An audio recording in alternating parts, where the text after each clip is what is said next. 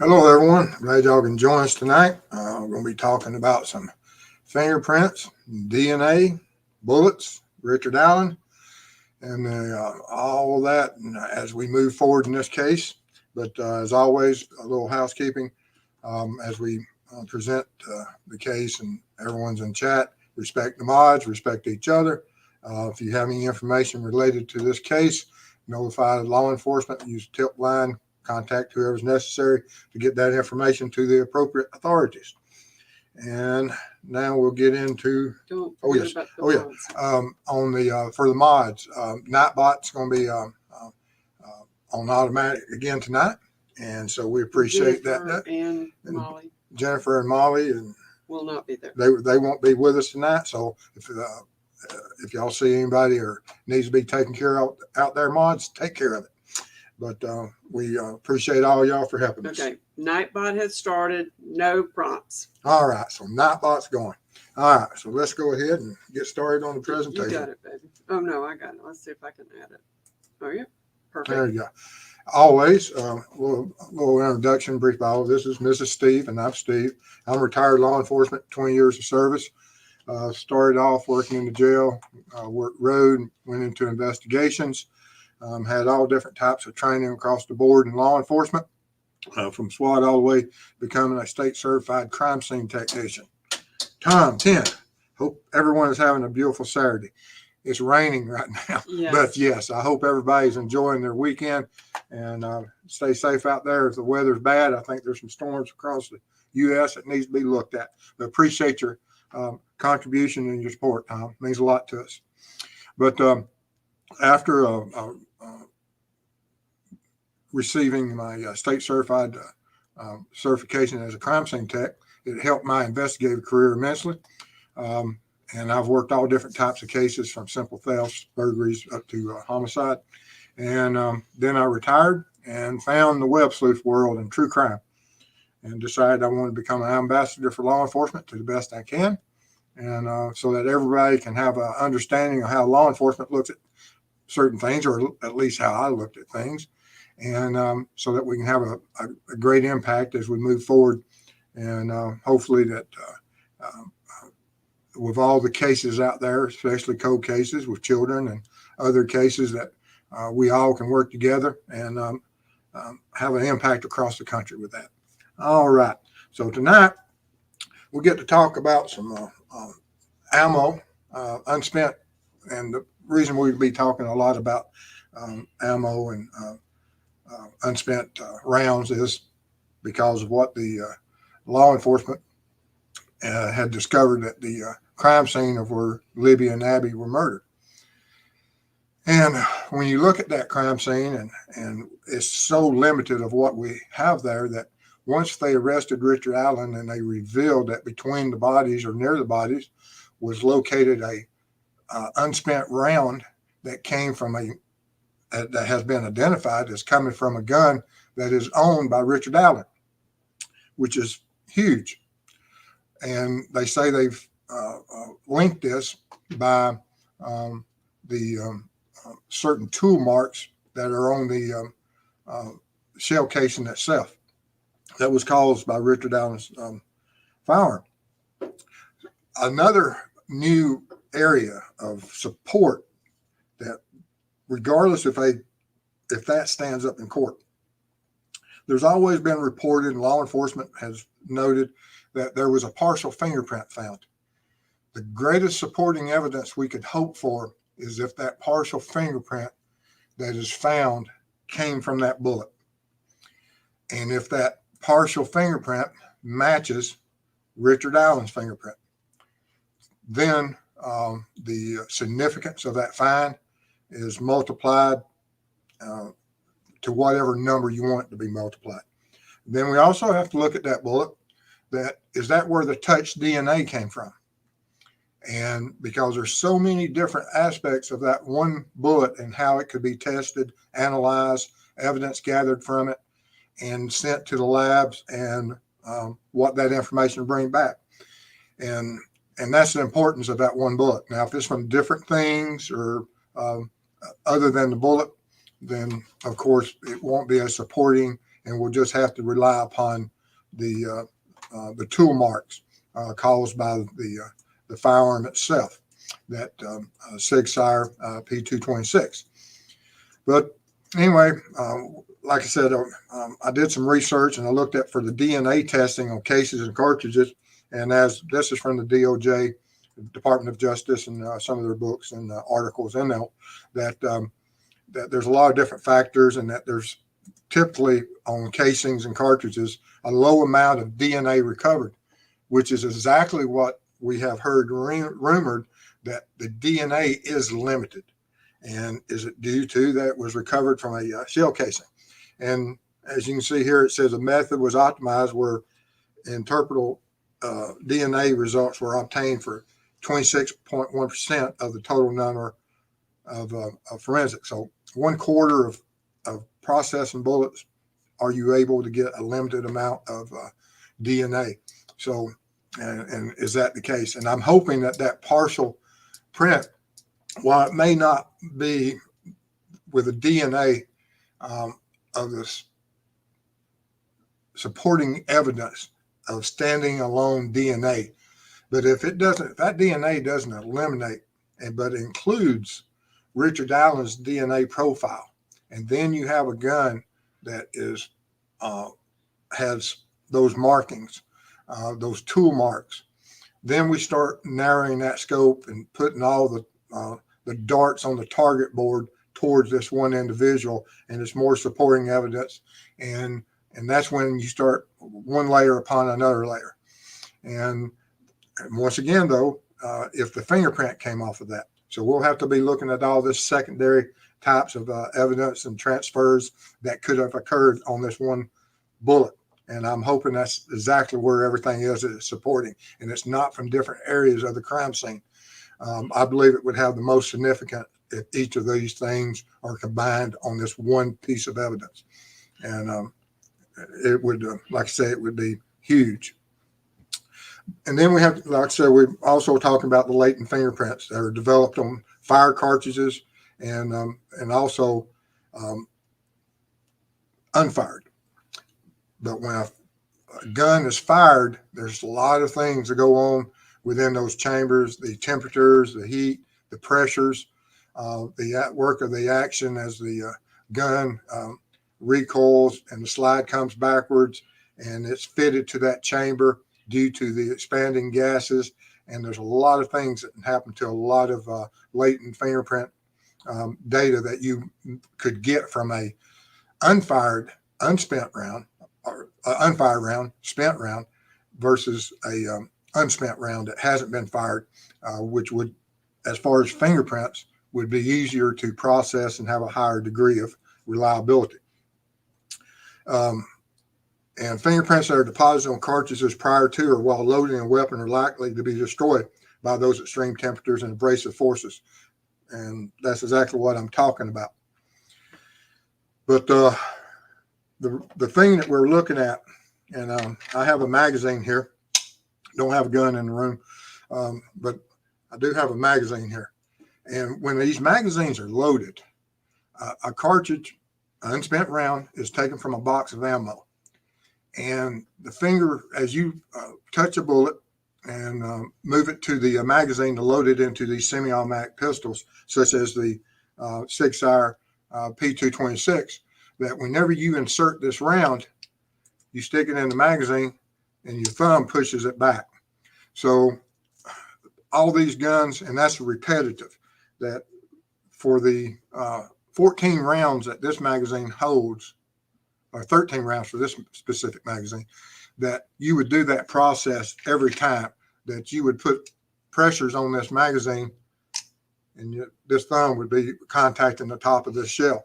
But you also would have partial fingerprints all the way around that bullet as you lifted it from the box, transferred it to the position to load this magazine. And so there's a lot of reasons that there would be a lot of fingerprints on these bullets, especially the unspent ones that are not as altered or been destroyed or exposed to certain pressures and heats and temperature and abrasive actions. And the process of lifting fingerprints are done in a lot of different ways. I've processed all different types of metals, bullets, and I've also steel surfaces, gun surfaces. And guns are typically well-maintained guns. They do have an oil surface. And so whenever you're handling a gun, of course, those oils will transfer to your hands. And then again, some people have naturally oily skin, and they leave prints everywhere. There's certain people that have dry skin that when you go in and you process a crime scene, you know that if there's no prints there, there's one or two things of the people that's been in that crime scene. Either they're wearing gloves and to make sure they don't leave prints, or they have very dry skin, and it doesn't it's not conducive for leaving fingerprints on scenes. And then, of course, some individuals you'll find fingerprints or faint smudges, and it depends on what type of career they have, what trade craft they're in. Brick masons, absolutely horrible to go in and process anything that someone that handles day labor with their hands a lot, with all the abrasives, materials they handle. It just wears on the fingerprints. And people that type a lot, that constantly use their fingertips for typing and stuff, hard to fingerprint. And you wouldn't think that would be the case of someone, but it is. And we always, like I said, when you're processing these crime scenes and you're looking at limited area, because we look at the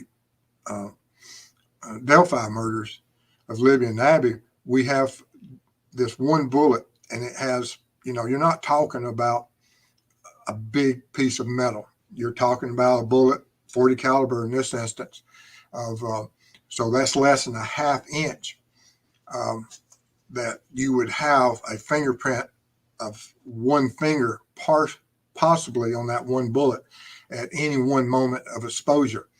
And the transfer of that fingerprint is going to be very limited. And so I went out, and there's different ways of processing these of different materials and guns and trying to get fingerprints off of bullets.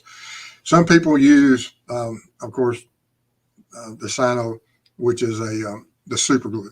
And I have a super glue torch, whereas I light the torch, wave it across it. It's a little wand, and it'll make those fingerprints pop with the super glue fumes.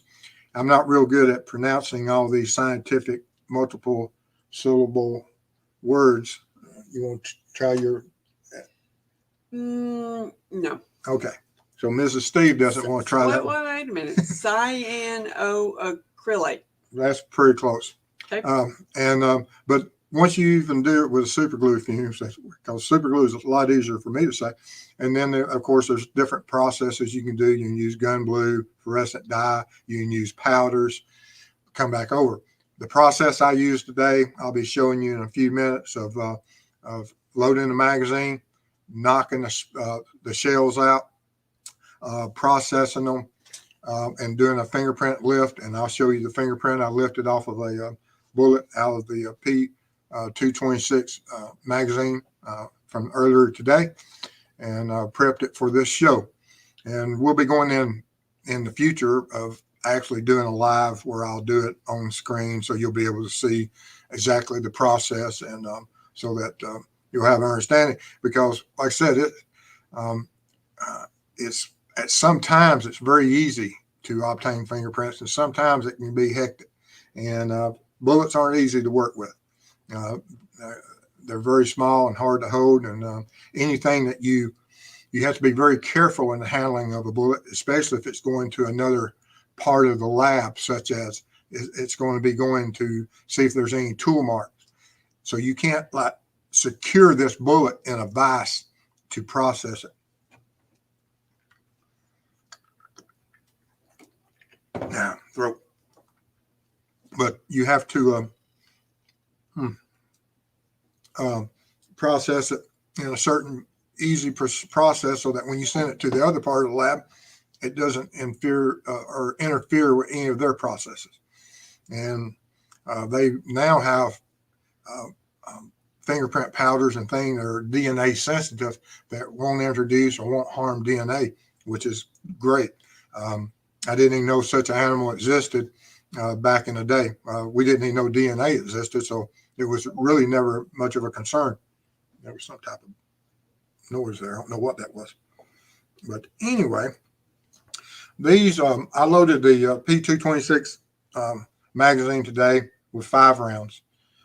After I loaded the magazine, I removed one of the bullets and processed it with the part of the new kit that my everyone that supports this channel, I'd ordered a kit so I could do this for this case, so I could show you how we're going to how certain steps are taken and what information could have been recovered from this firearm that will be possibly introduced into court. That if they do have that partial fingerprint, regardless if it come from the bullet, if they lifted a fingerprint from any part of that crime scene, be it one of the victims or from any other materials that was left at the crime scene, piece of paper, or anything that was used at that crime scene, a knife or something that was left that they discovered, they'll be able to take that fingerprint and then they'll be doing analysis and comparative values against Richard Allen and or other suspects. This fingerprint here, that came off the bullet I processed today. It's this thumb right here. After I processed it, I placed it with the scale and photographed it. And this would be the natural snarky sass angel 999. Addicted to you sleuths. Keep up the good fight for justice. Thank you. Thank you for your support. Thank you. Thank you. That means a lot to us. It helps us a lot. And so I took this thumbprint and lifted it and placed it on a card. And the card isn't very big. I know you can't hardly see it, but that's just this one print that's on this card, like I said, from earlier today. And then I placed it and photographed it, documented it, and it would be put into an evidence bag, secured and logged, so that if I was taking it to the crime lab, I could have the chain of custody that will forever ride with this fingerprint.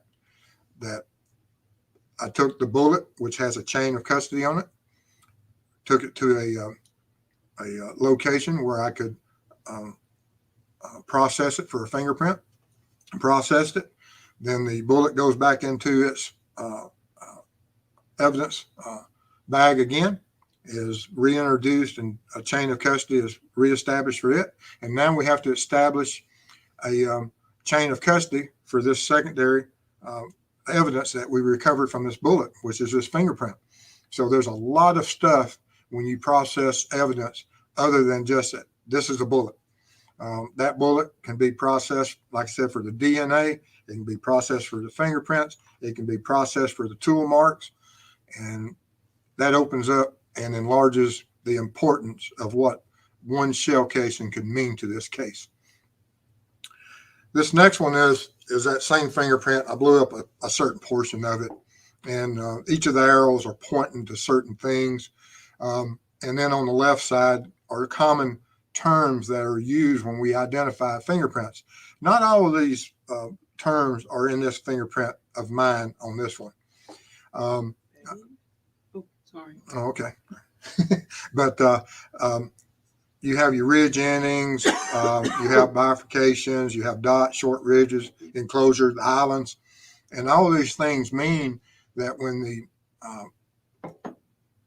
fingerprint examiner is brought before the jury, that he will explain to the jury that when he has that fingerprint and he has his presentation boards up and he's able to go over there and you have that known print and you have that lifted print from a piece of evidence, and that when you do the comparative value, you as a person of that jury will get to see firsthand what this expert points out. And you'll see one that, yes, they match up. Not only that they match up, but the relationships of each of these things that they would point out that the number of ridges between these two identifying parts or points, and or if it's a split ridge, bifurcation, forking ridge, that it's in a certain part of the print, and then you go up, say, 2 ridges, and there's a dot or a short ridge or a ridge ending, that you'll be able to see it, and it'll be clearly presented. And there's no, fingerprint evidence is strong evidence, and in certain cases, and either it's that fingerprint belongs to an individual, because each of us have fingerprints that last throughout our lives, that once those fingerprints are formed. Now, can people change them and you have scars and things? Yes, that happens. But the body will always maintain the undamaged fingerprint pattern from the day you're born to the day you die, as long as it's not been altered by some type of scar, injury. I have no idea. Okay. All right. Oh no, I'm back. All right. That Her was computer's messing up again for whatever reason. No, I think it was my fingers. It's the touch thing. Oh, okay. But just have to bear with us. One of those days today. Yeah. But, and at some point I may go eventually into and doing a fingerprint presentation for the members, or even for, if y'all wish, at some point to, if we have a case, or if we get to this case and certain things come out that they have a partial fingerprint that does belong to Richard Allen, is that something that hasn't been released yet? Then we'll go into that more detail. And these are some of the terms about fingerprints and what the terminology is that these experts use. You have AFIS, which is that automated fingerprint identification system. And then you'll have certain terms that we may hear if that partial print's brought up, the dissimilarities, and that there's parts of the print that are dissimilar and can be explained. That it might be a smudge, or the fingerprint twisted a little bit and changed something, or it might be that there was a part of the print that may have had some type of artifact or a grain, or that it can be explained to whatever experience that examiner has that can explain away a dissimilarity. A discrepancy is that, no, it can't be explained, that these are two different characteristics, and if there's a discrepancy, then of course if you can't explain it, then of course that's not the fingerprint. You can't convict on discrepancies. Then you got the core, which is the center of the pattern. You make loops and all different types of fingerprints that are out there that have certain classifications.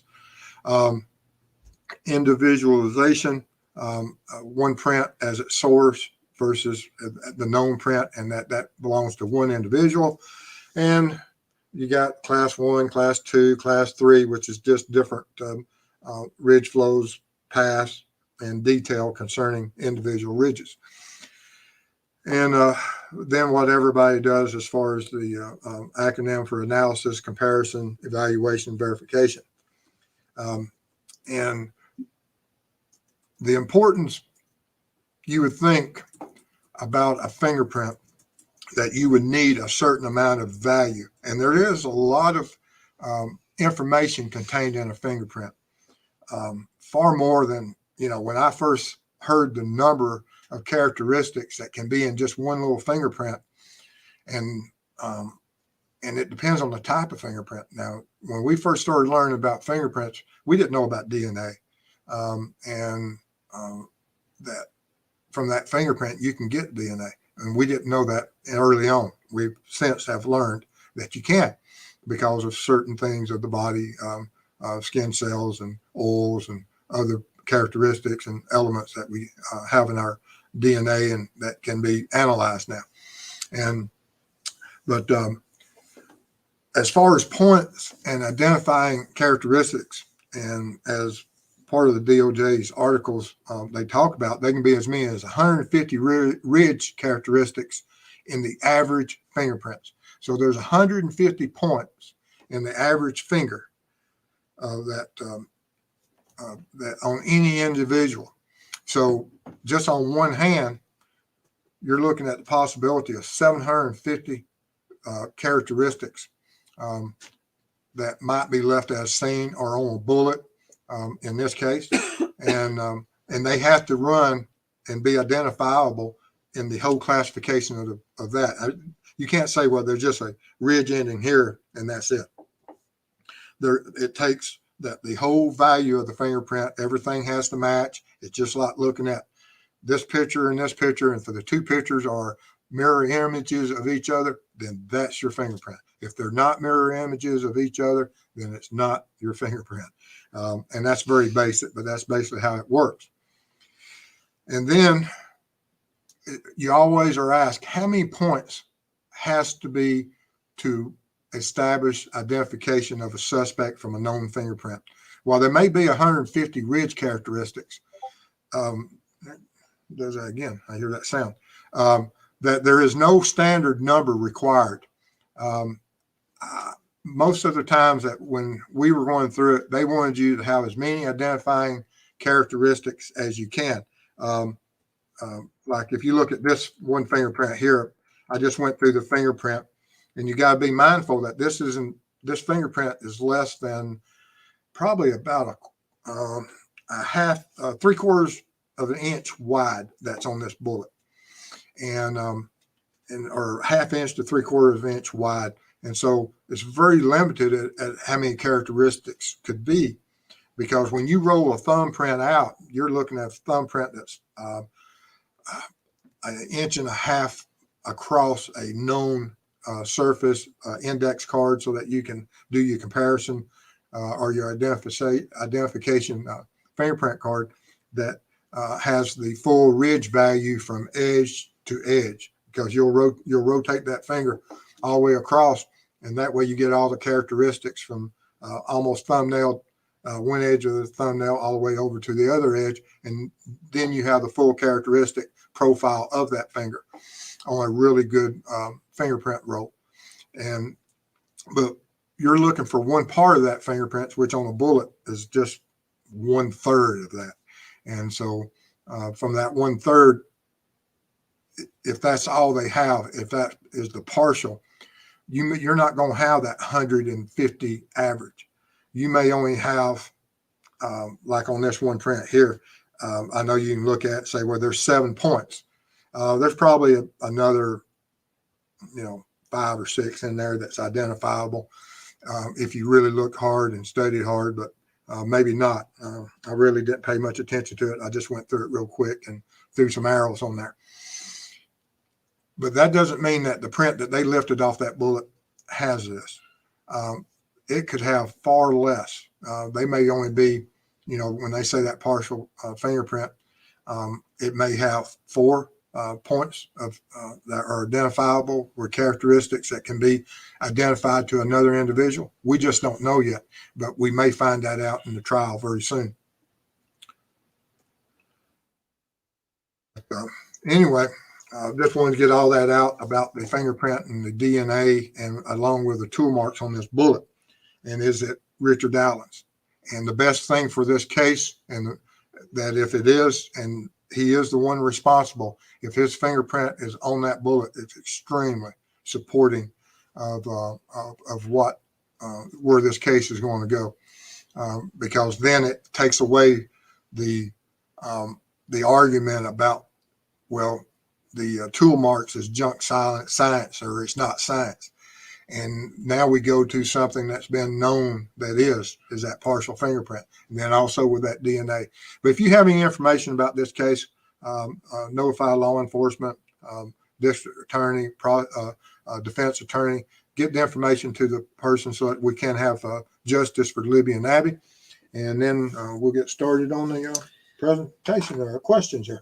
All right, so you don't have many, or not yet. So y'all can, you can keep doing it. We've got 8 questions, and I did not do comments. So if you want to go back, and we can do comments, okay? Yeah. All right. Purdue RN started us off with, do you believe FBI civilian misfiled RA interview, or was this misinformation put out by the FBI?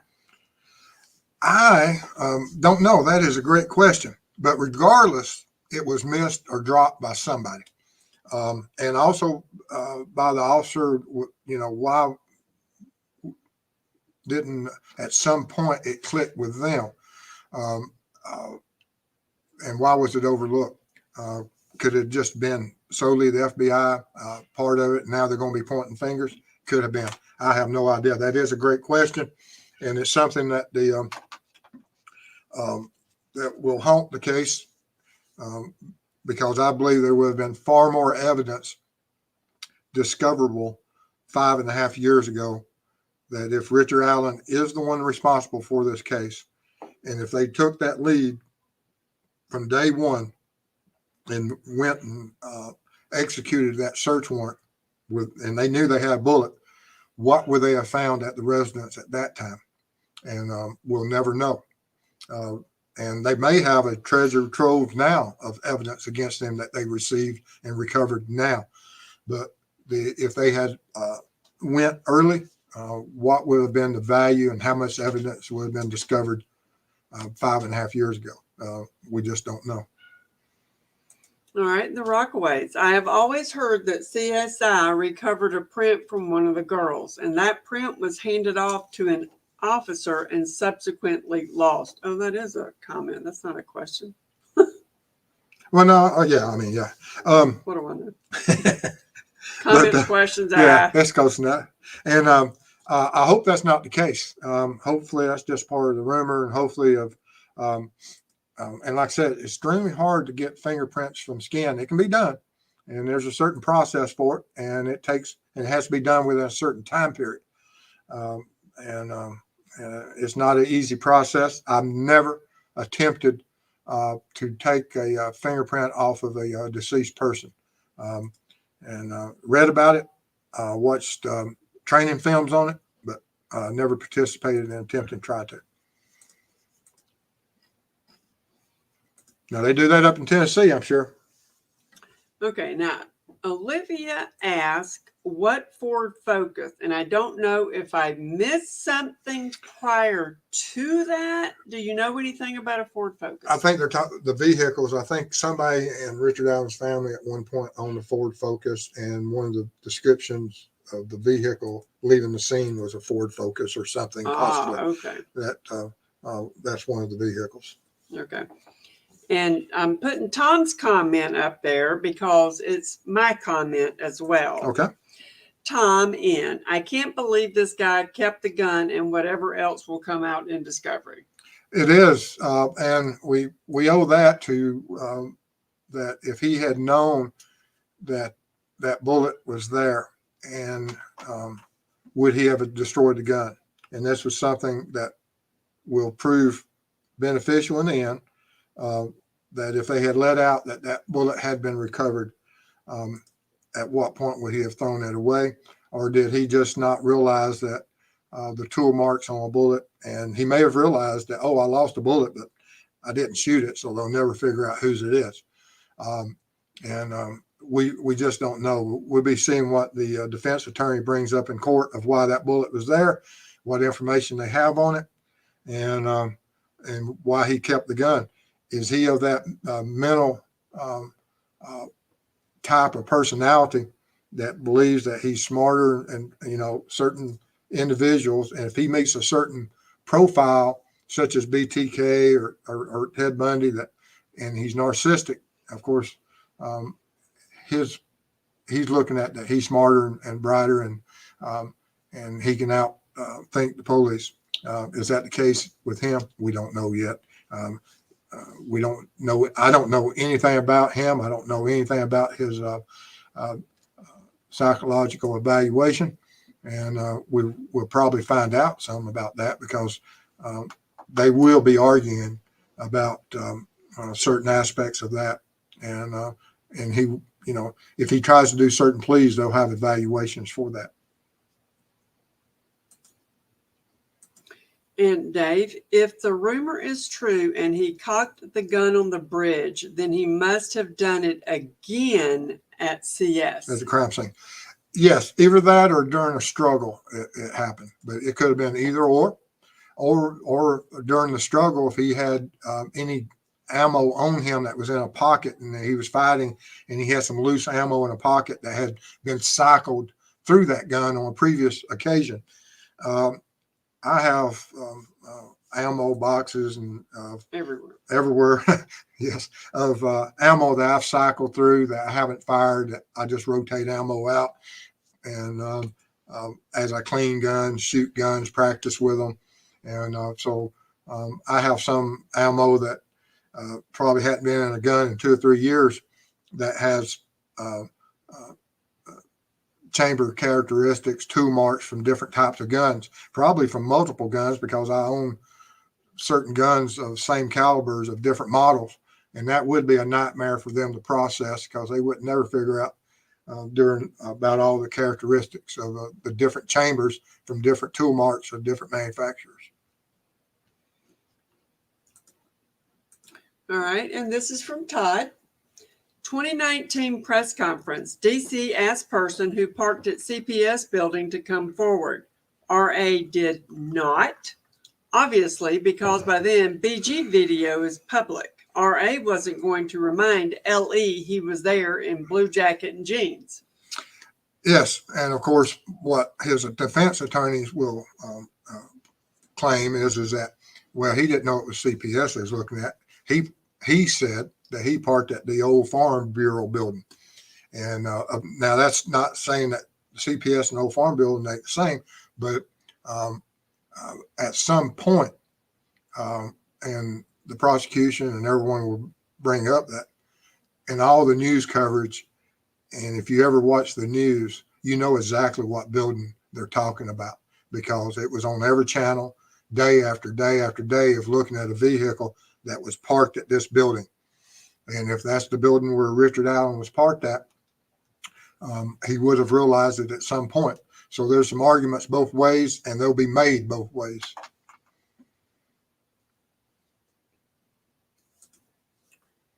And Honeybee, okay, stupid question. There is no stupid questions on this channel.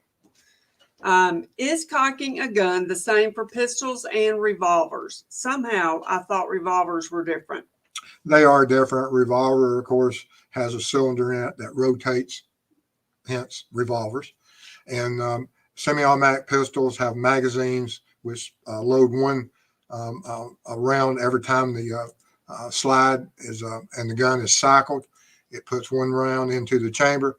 A revolver, of course, only has one round lined up with the barrel, but the cylinder is the chamber only that. And we'll do something on that too. I'm glad you brought that up. We'll go back into more details on the differences of those two guns for at some point for some content for you.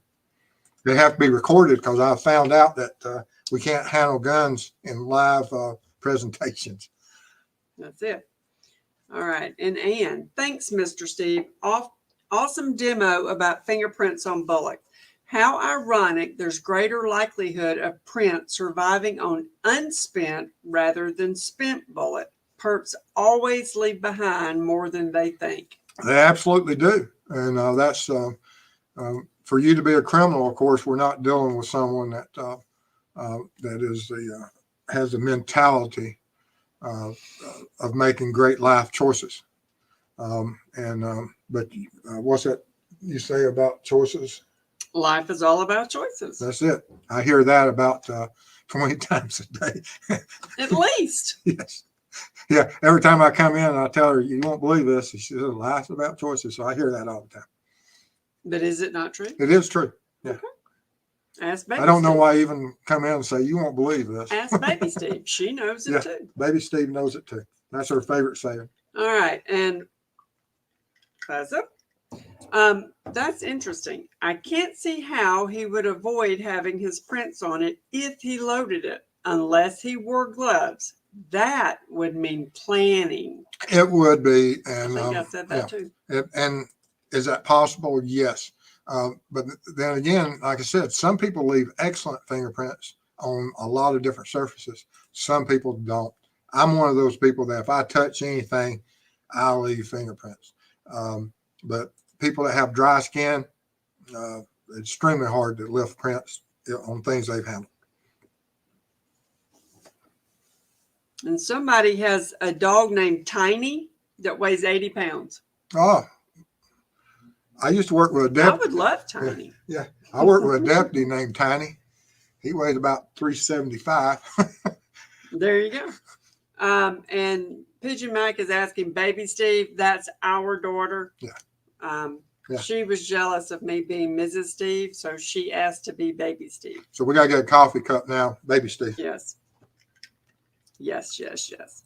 All right, so let's see here. Let's go back to questions. And Todd, is it possible RA stalked other locations before Monon? Was he in a hurry simply because he needed to complete the crime so he could be at work on time, or be home when his wife got home at 5? They'll be doing a profile of his work habits. They'll be looking at his phone and his digital signature of everything that he did in his life. Just like they'll do a victimology on Libby and Abby, they'll also do a criminal profile on him and what was his normal behaviors throughout the day, and of his digital footprint days before, during that time period, and days after. And they'll be able, just like all of us, we all have a digital footprint that we have certain routines that we do daily of what, where we shop at, where we eat, where we work, and what we do during the daily hours when we're at home. And we all live a routine. And Richard Allen has a routine also. And they'll look closely at that. And the Rockaway, Steve, would it make a difference if there is victim blood found on the bullet? Well, it being at the scene, of course, that will be easily described or determined of what value that is at the scene.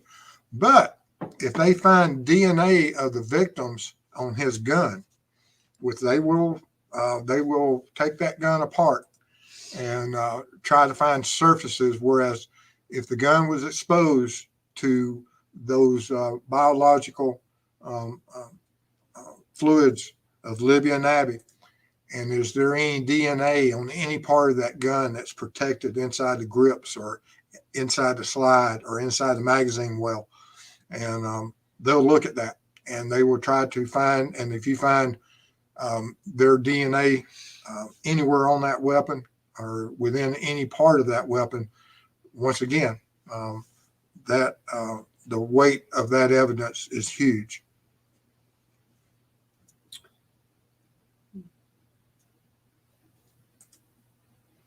Good question. Good observation, too.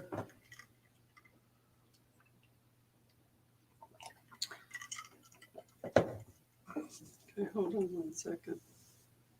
Uh-oh. Don't know if it's good or bad. That's not. Fixing to fix it, though. Uh-oh.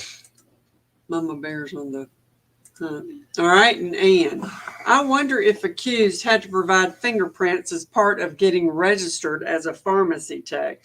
I don't know if what the process would be, but about if you have certain access to certain drugs, you would think so, because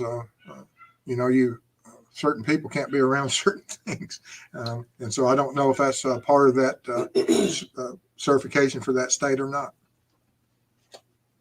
All right. And Dave, strange how they are still looking for tips and identifying the suspect on ISP website. I hadn't checked that recently. I'll have to go back and look at that. And is that something that they will do continuously? Because Doug Carter says there's a lot of tentacles to this case, and it is indicative that they are looking for something else, and they just haven't found it yet, or they don't have enough evidence yet for that. What they're looking for.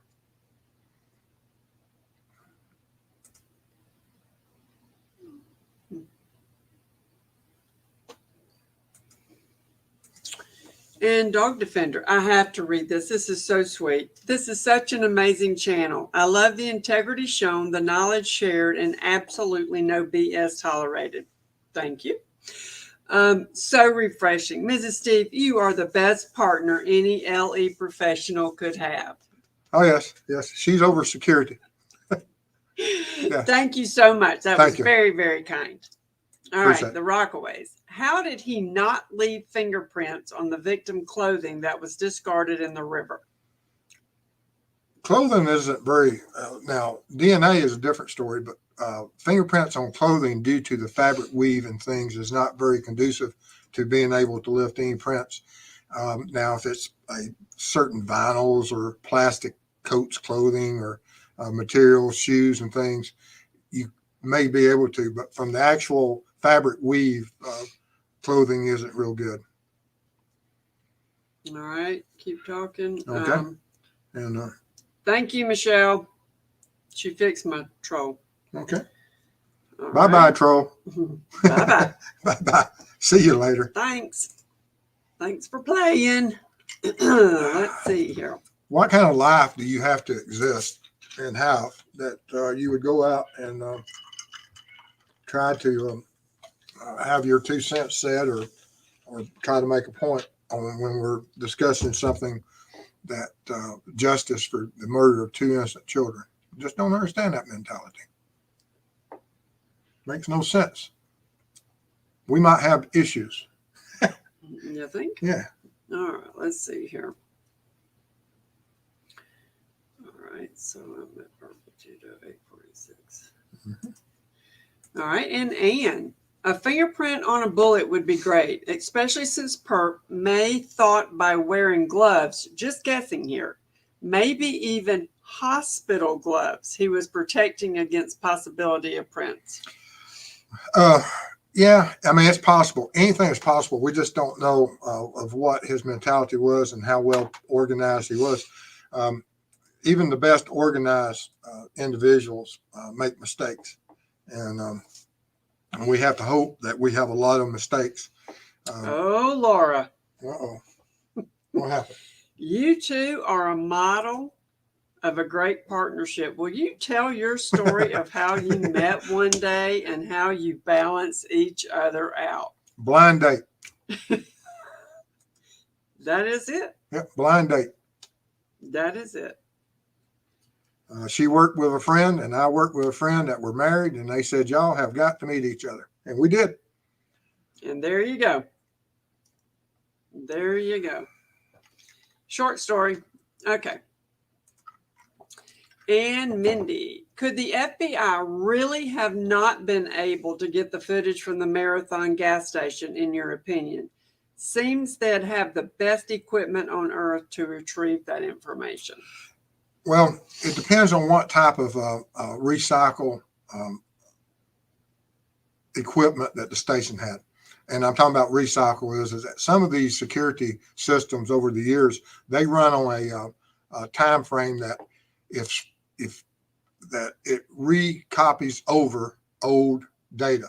Is that what happened with the Marathon? We don't know. We don't know if the FBI was 2 weeks prior or after the crime that they got to the Marathon, or did they get there 3 days later, or did they get there 24 hours? Because you can have these systems set up that it will recopy and use and just go over prior data. Is that what this system was on this security system? I don't know. Or was it something, a misstep by the FBI or by law enforcement that messed up that? We don't know yet.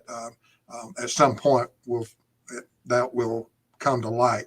But I don't know if it's due to the process of the Marathon or if it's due to the process of how they collected the evidence. But it used to not be anything, that you go to a service station, they say, well, that was only a 3-day loop. Every 3 days, it starts copying over itself. And once that happens, it's, bad things. What's going on?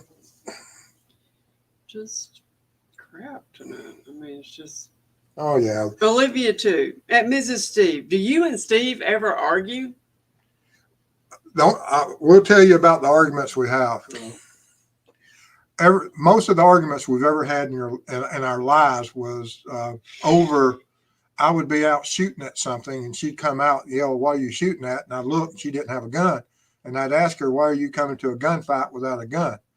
Um, and, um, and so that's been the biggest argument because it wouldn't do me any good. If she comes out and doesn't have a gun and say, what are you shooting at?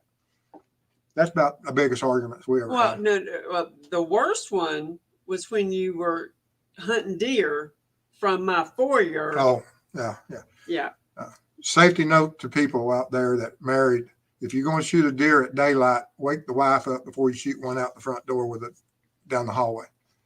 They get upset Yes, they do. when you let a gun discharge in the early morning hours. Yes, Yeah, they do. I forgot about that one. Okay, let's keep going. I've got stories. Ooh. All right, and it will be interesting to see how much accused changes up his appearance while waiting for trial. Per advice from counsel to look as dislike the video image as possible. And he already does. I mean, it's been 5.5 years, and I can see that there's certain characteristics I wouldn't, think that was him at all. So he has a great head start on that.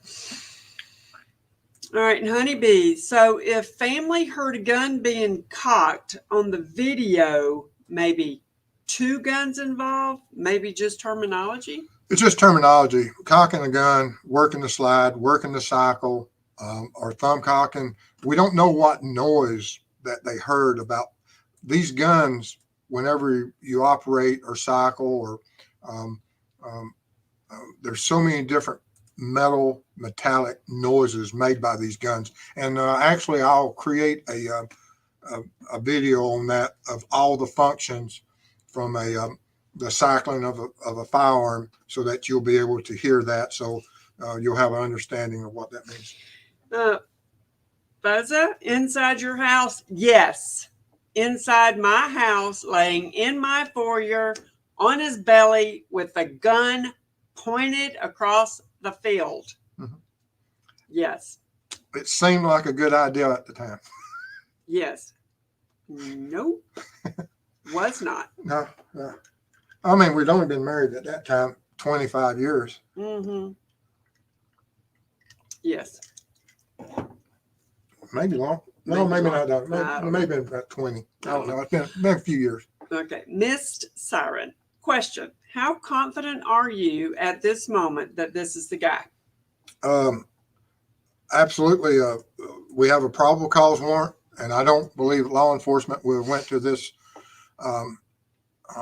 extent of possibly endangering the case. And I hope they haven't. If they've overextended and are trying to fit a case to the narrative, shame on them. But I don't believe that's the case. I believe that, with my understanding, that in the reputation of what this case means, that I don't believe they jumped to conclusions. I think they may have been forced to do something a little bit early. Therefore, that's why they sealed the documents. But to continue the investigation. But there's nothing 100%. But I'm right there at it. And SB 74, it's easier to pick up the casings in the foyer. If I had said that, I'd be sleeping on your couch. SB 74. That would not have gone over well. Let's just say that. That would not have gone over well. All right, let's see here. Where am y'all are? I'm so messed up tonight with all this. Y'all got me all over the board. Let's see here. Okay, and Ray Jones, does Indiana have license plates front and back of vehicle? I don't know. Anybody in chat?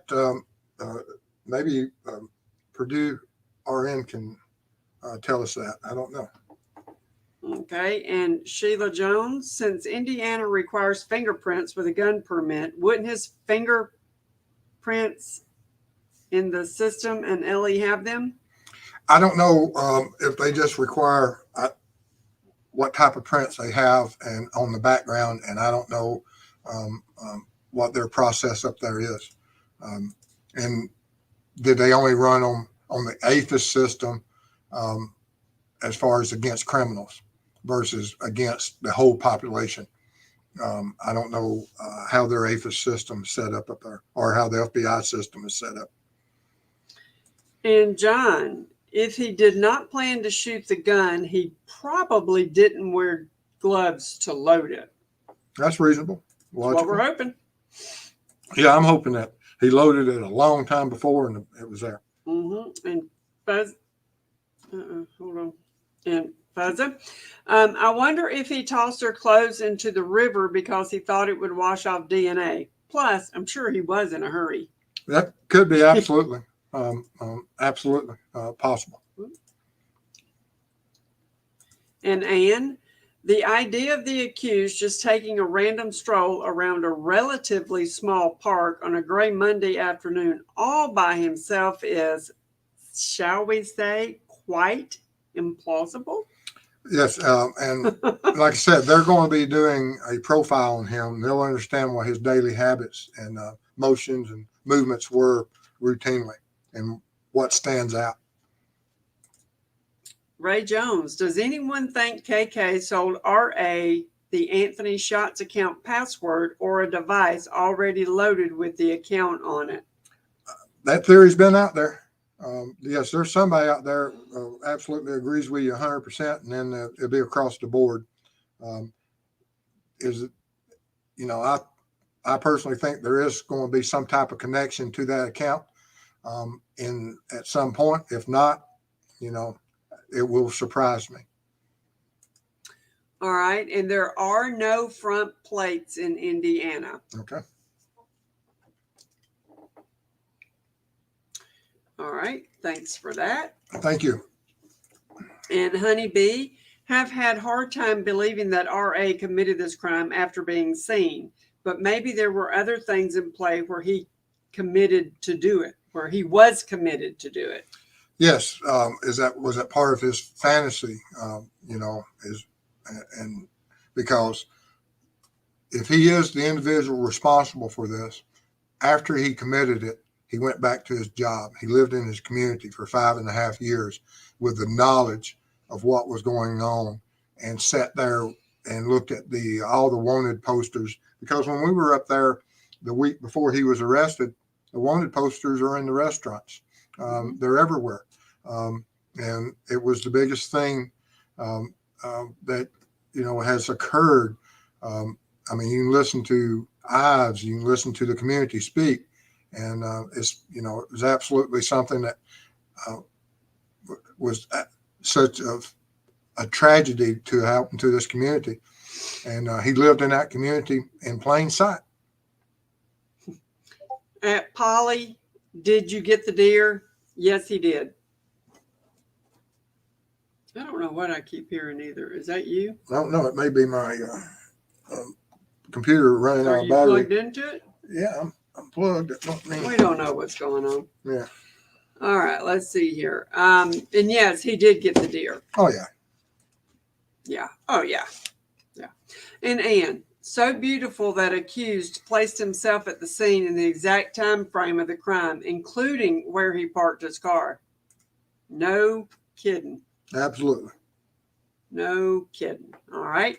And Robin, Steve, I wondered why no one heard the RA since he's incarcerated reiterate, quote, guys down the hill.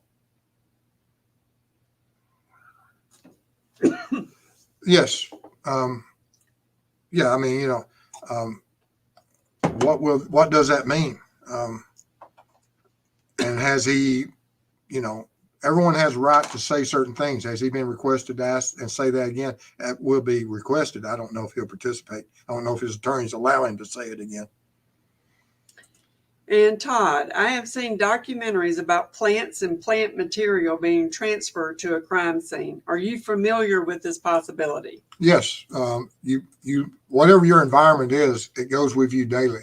And so if there's other materials or certain things found at a crime scene, that other offenders, if they were at that crime scene, there's a possibility of that contamination being that crime scene that they can identify and cross-reference it out. All right, let's see here. Give me 1 second. They're laughing about the deer.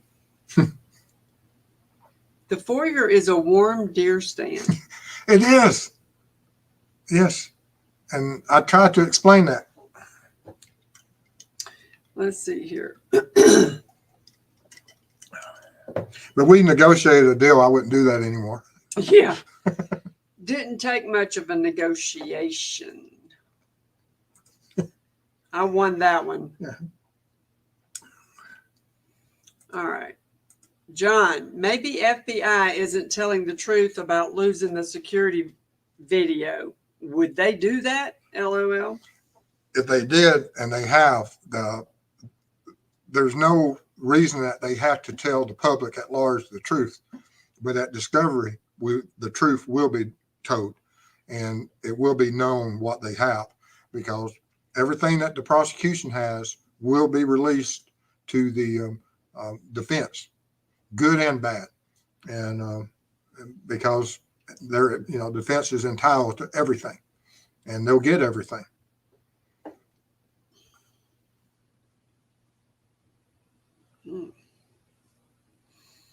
People eating weird stuff. All right, Ann, just seems that with a fingerprint, even a partial LE could have rapidly identified partial matches filtered down to adult men resident in the vicinity of the crime scene.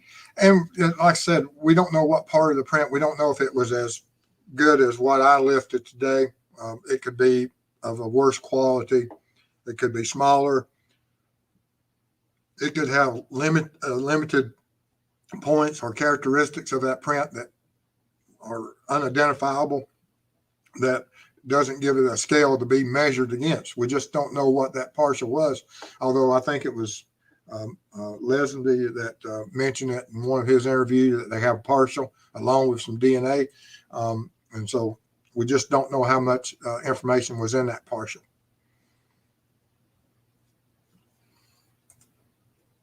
And Brandy, can you leave fingerprints on skin?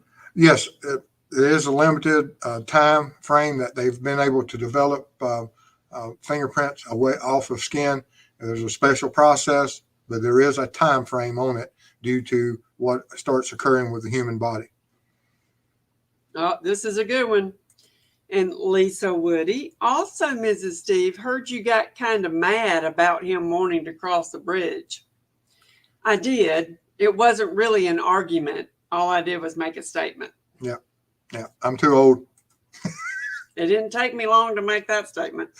I'm too old. All right. And Lee, what would be the odds that a person that intended on killing someone or possible having to use a gun that they brought would be stupid enough to load their gun without using gloves?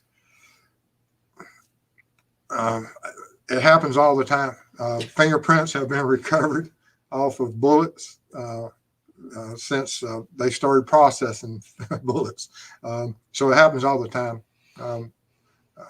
And so people are stupid. These criminals, like I said, they're not geniuses. Obviously. And Ann, Mr. Steve, there appears to have been some mistakes made, LE, in this case. Will the agencies involved get together to review and make procedure? Would the public ever hear about this? Sometimes you'll see certain agencies talk about learning from their mistakes, and they should. And not only the agencies involved in this specific investigation, I've been in training where they brought up other agencies, and we see videos of crime scenes being processed, or chases or shootouts, where you learn from one department's mistakes not to make this mistake.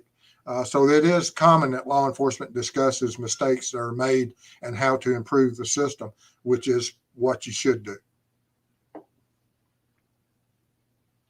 Yeah, I think we're going to start another little side gig, and it's going to be called the Troll Patrol.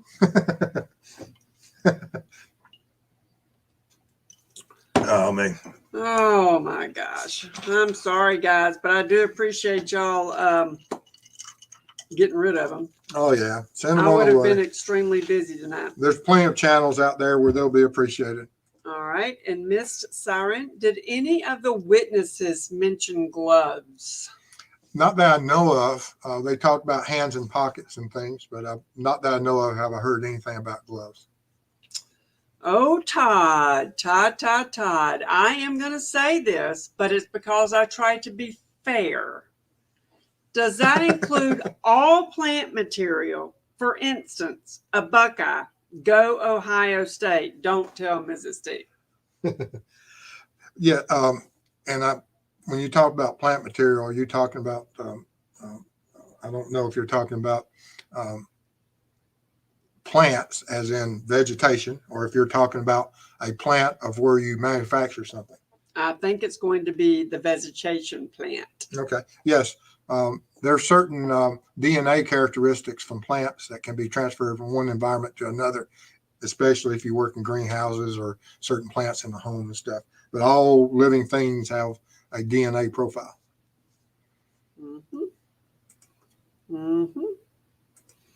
All right. And y'all, like I told you, I was all over the place because y'all got us off on how we met and all that. Then I got tickled. I hope I did not miss anybody. I'm cruising back through here to see. So if I miss something and you want to know an answer, jump right back in there and say it one more time for me. And don't forget that if we did miss any of the members' comments or questions or anything, all our members, we have members only on Sundays and Wednesdays. And so I'll get to all of you in case that we miss anything. So we appreciate all y'all's support for that. Absolutely. All right. I'm still waiting. So tomorrow we'll have for all our members tomorrow afternoon, we'll be doing something for all our members. Oh, I got some stuff in this week. Got a bunch of equipment. So we'll be discussing that. Another box. Yes, we had. Yes. Actually, I used some of that today. That's it came in yesterday or the day before. I don't know. But anyway, I used the fingerprint part of it for today's show. All right. And Cyclops has an update. Okay. There's 2 out there, 2 additional ones out there, and another one going to be input this week. I think we're down to maybe 10 left. Excellent. So coming right along. And actually, 1 or 2 of the people in Cyclops have been found Yes, or located. I was going to say that too. And thank you to whoever sent me messages that they've been located so I can update the maps. I greatly appreciate that. All righty. Well, as always, we appreciate everyone's time here.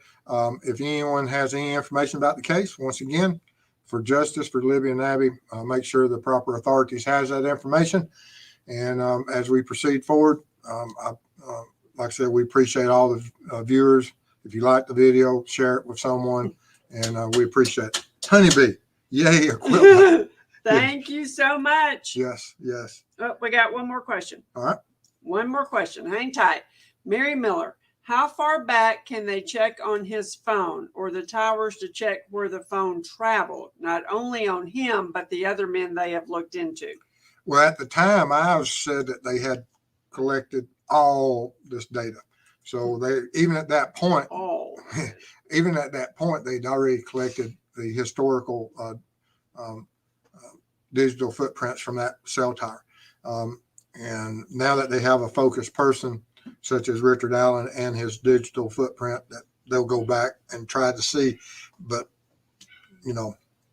just off the top of my head, I have no idea how far back they keep those records. All right, my friend, you are done. All right. Well, guys, we appreciate it.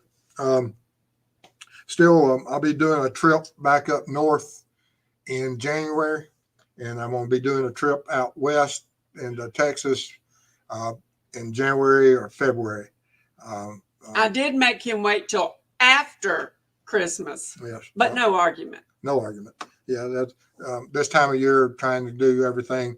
I need to spend some extra time on a couple of the cold cases and more than just a 24-hour period or 48-hour period. I need to spend several days in certain areas, and I'll be talking more about that as we move forward. But we appreciate What everybody's help. time tomorrow? You want to do 7? Don't look at me. Yeah. Let's see. 7. We'll do 7 tomorrow, and for all our members, and this is all our members, all 3 tiers on Sundays. So look forward to seeing y'all then. And Love y'all. have a great night. Stay safe.